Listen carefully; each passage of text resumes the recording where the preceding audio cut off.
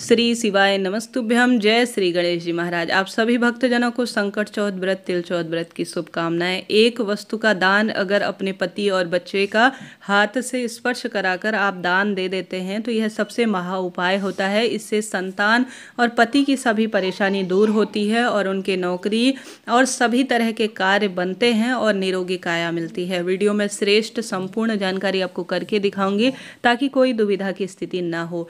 आप जानते होंगे सबसे पहले आप सभी को इस पूजा में आवश्यक रूप से गणेश जी की मूर्ति प्रतिमा लेनी होगी।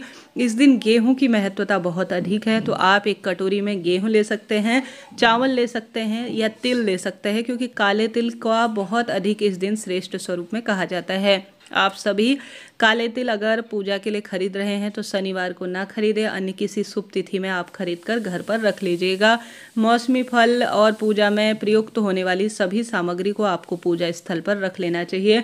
इसकी पूजा विधि काफ़ी सरल होती है और जो है परंतु छोटे छोटे नियम होते हैं जिनका आप पालन कर लेते हैं तो मनोकामना आपकी पूर्ण होती है। इससे पहले जो वीडियो प्रसारित कर दिया गया है उसमें राहु काल, भद्राकाल का अशुभ समय बताया गया है और कई तरह की श्रेष्ठ जानकारी मैंने दी है। कृपया उस वीडियो को देखिएगा। सुंदर स्वरूप में लाल पीले रंग के कपड़ों का चयन करें। गंगाजल और काला तिल मिलाकर आपको स्नान करना चाहिए। इस दिन बहुत सुंदर इसका परिणाम जाना जाता है। तो आप सभी को सुंदर स्वरूप में एक पूजा स्थल पर सामग्री रख लेनी चाहिए। सारी सामग्रियों को अच्छी तरह से आपको जो है प्रयोग में लेने के लिए, जैसे सबसे पहले इसमें जो दुर्वा होती है वह विशेष ली जाती है, परंतु दुब घास आप सभी आवश्यक रूप से जो है, जैसे गुरु जी कहते हैं, दुब घास को आपको मौली से नहीं बांधना है। आपको जो दुब घास का धागा होता है अर्थात एक दुब से ही उसे बांधा जाता है। जहाँ पर भी आपको पूजा करनी हो शुभ समय में, आपके क्षेत्र में सुबह से लेकर शाम तक जिस समय भी किया जाता है उस समय आप पूजा करेंगे तो आप सभी को इस तरह से एक पाटा बिछा लेना होगा, पाटा विराजमान कर लेना होगा और आप सभी को श्री गणेश जी महाराज वहाँ पर विराजित कर लेने होंगे। गणेश जी महाराज अगर नहीं हैं तो आप सुपारी के गणेश जी बना सकते हैं। सर्वे सर्वा महादेव के रूप में हम जानते हैं, उन्हीं का हमारे घर पर या हमेशा से ही उनका सबसे पहले किसी भी व्रत पूजा में पूजन होता है। तो मैंने महादेव का शिव परिवार भी साथ में विराजित कर लिया है। आपकी इच्छा है, आप विराजित करना चाहते हैं तो कर लीजिए।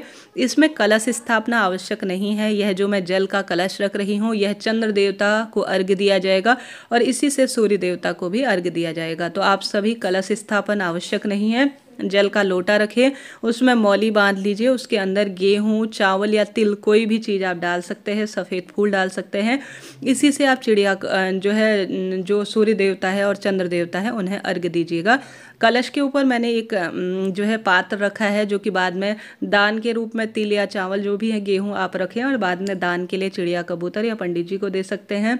दीप देवता हमारी पूजा में सबसे प्रथम में आते हैं तो उनका दीप जो है लगाना सबसे प्रमुख माना जाता है। तो सबसे पहले इसमें दीप प्रज्वलित किया जाएगा और साथ ही आपने देखा होगा मैंने जल के छींटे स्नान का भाव करते हुए ओम श्री गणेशाय नमः कहते हुए गणेश जी महाराज को जल के छींटे दे दिए हैं। महादेव समस्त शिव परिवार और अपने ऊपर भी जल का छींटन देंगे। यही पूजा की श्रेष्ठ और सबसे सुंदर प्रक्रिया मानी जाती है।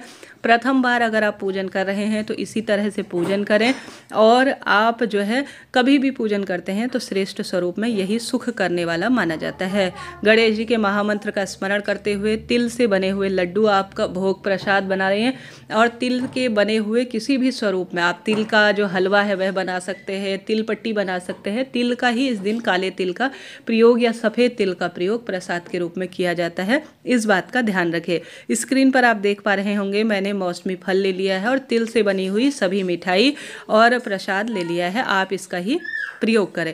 अब सबसे पहले ओम श्री गणेशाय नमः कहते हुए गणेश जी पर रोली, चंदन, मौली, अक्षत वगैरह सारी चीज़ें समर्पित करेंगे। शिव परिवार पर भी इसी तरह से सभी चीज़ें हम रोली, चंदन, मौली समर्पित करेंगे। अग्नि देवता जो कि दीप स्वरूप में हमारी पूजा पाठ के साक्षी है, उन पर भी इसी तरह से हम जो है रोली, चंदन, मौली समर्पित करेंगे। साथ के साथ जो हमने कलश सा एक स्वरूप स्थापित किया है उसमें या तो सातिया काट लेंगे या इस तरह से आप सभी चंदन या रोली लगा सकते हैं। इस तरह से यह पूजा आरंभ की जाती है। आप सभी भी इसी स्वरूप में करें। यहाँ पर आप सभी चाहें तो अपने दाहिने हाथ में थोड़ा सा अक्षत या तिल रखकर या गेहूं रखकर अपना नाम गोत्र बोलकर आप सभी जो है आज की तिथि बोलकर आज मैं यह व्रत ले रही हूँ, इस व्रत को संपन्न करें, ऐसी प्रार्थना करते हुए आप संकल्प लीजिएगा। कहा जाता है संकल्प लेने से हमारा व्रत उपवास सफल हो जाता है। अब आप सभी ने पूजा शुरू कर लेनी है। इस दिन आपको एक वस्तु का दान जरूर से करना है अपने पति और बच्चों के हाथ का स्पर्श कराकर, वह है तिल। कहा जाता है अपने पति और बच्चों के हाथ से जो व्यक्ति परेशान है काले तिल स्पर्श कराकर अगर वह व्यक्ति दान कर देता है तो उसके रोग दोष कष्ट मिट जाते हैं। और गणेश जी महाराज को अपने पति और अपने बच्चों से या स्वयं अपने हाथ से अगर आपके क्षेत्र में व्रत नहीं करते हैं तो इस तरह से दूर्वा जरूर से समर्पित करवाएं। किसी मंदिर में आप दूर्वा की माला समर्पित करा सकते हैं, नहीं तो इस तरह से दूर्वा समर्पित कर लेने से भी सौभाग्य में वृद्धि होती है। स्क्रीन पर आप देख पा रहे होंगे वस्त्र रूपी कलावा समर्पित करने के बाद यज्ञोपवीत समर्पित कर दिया है मैंने। साथ के साथ आप सभी को आवश्यक रूप से इस दिन सुपारी, जो कि गणेश जी को सबसे अधिक प्रिय है, उनकी यह सबसे श्रेष्ठ स्वरूप में मानी जाती है, उन्हें समर्पित करने का प्रयत्न करना है। मनोकामना पूर्ति के लिए आप मोदक चढ़ा सकते हैं, लड्डू गणेश जी को प्रिय हैं, इनका भोग लगाते हैं तो अद्भुत स्वरूप में वृद्धि होती है। पीले फूल या लाल फूल या सफ़ेद फूल जैसे भी मिल पाए वह गणेश जी को समर्पित करें।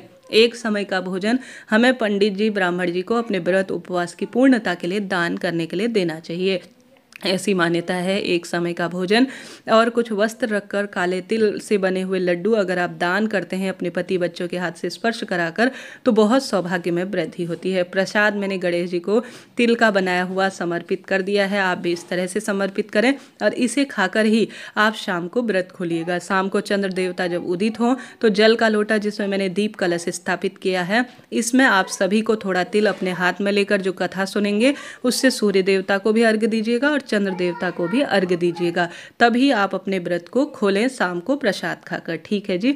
और व्रत से संबंधित कई तरह के प्रश्नों का उत्तर मैंने इससे पहले वीडियो अपलोड कर दिया है, उस पर दे दिया है, आप जरूर से देखिएगा।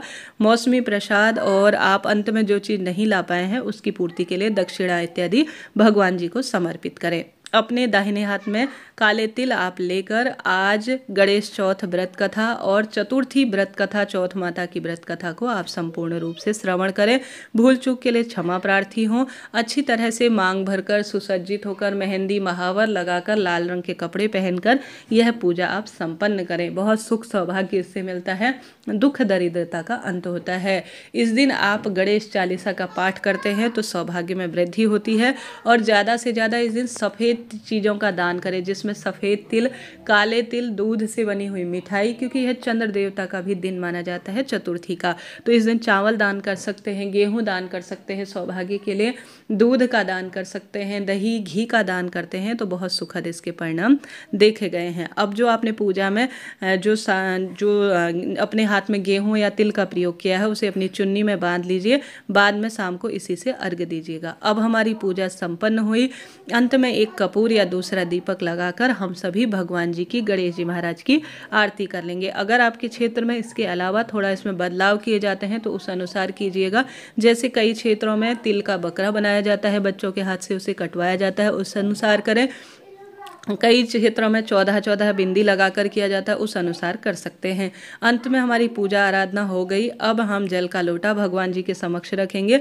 साथ ही दान के लिए आप देख पा रहे होंगे मैंने जो सफ़ेद वस्त्र हैं वह लिए हैं। इस तरह से यही हमारे क्षेत्र में सरल से पूजा की जाती है। आपके यहाँ इसके अलावा कोई अन्य तरह की पूजन किया जाता है तो उस अनुसार आप इसमें ऐड कर लीजिएगा। आशा है, उम्मीद है जो नवविवाहित मेरे साथ जुड़े हुए हैं वीडियो और चैनल से वह इसी तरह से पूजा विधि करेंगे तो निश्चित रूप से सौभाग्य में वृद्धि होगी। इस दिन आप मनोकामना की पूर्ति के लिए जितना संभव हो गणेश जी महाराज की पूजा आराधना करें।